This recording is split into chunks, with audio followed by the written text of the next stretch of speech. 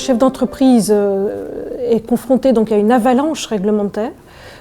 parce que les pouvoirs publics, et notamment donc l'État, est tenté non plus de lui rogner ses marges de manœuvre de plus en plus, à la faveur donc de réglementations qui passent par exemple par les conditions mises sur le contrat responsable en santé,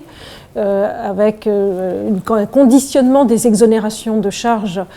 qui est de plus en plus lourd, et notamment on va le voir encore avec le reste à charge zéro, qui va se traduire en réalité par un encadrement de ces garanties progressif, que ce soit au niveau des tarifs et que ce soit au niveau donc des couvertures. On va avoir ce sujet-là pour la santé, mais on l'aura également pour les autres risques, notamment donc par exemple pour la prévoyance. Le vieillissement de la main-d'œuvre va exercer une pression extrêmement forte sur l'équilibre technique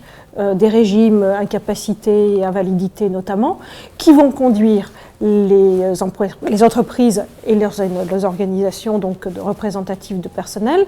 à s'emparer de ces sujets pour trouver des solutions en matière d'absentéisme, en matière de préservation de la santé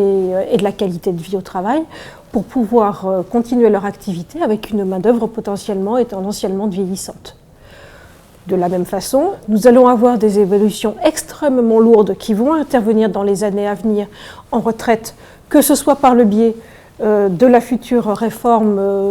qui a vocation à créer un système universel de retraite. En retraite, on va avoir également une autre tendance extrêmement lourde, cette fois en matière d'épargne retraite collective, avec la création donc d'un compte unique de retraite qui va obliger les entreprises à transformer complètement leur dispositif. Comment ces deux réformes vont s'articuler et comment les entreprises vont devoir les mettre en œuvre, adapter leur dispositif actuel, en imaginer de nouveaux pour permettre à leurs salariés qu'elles auront besoin d'attirer et de conserver, de leur permettre de se constituer un complément de revenu une fois en retraite.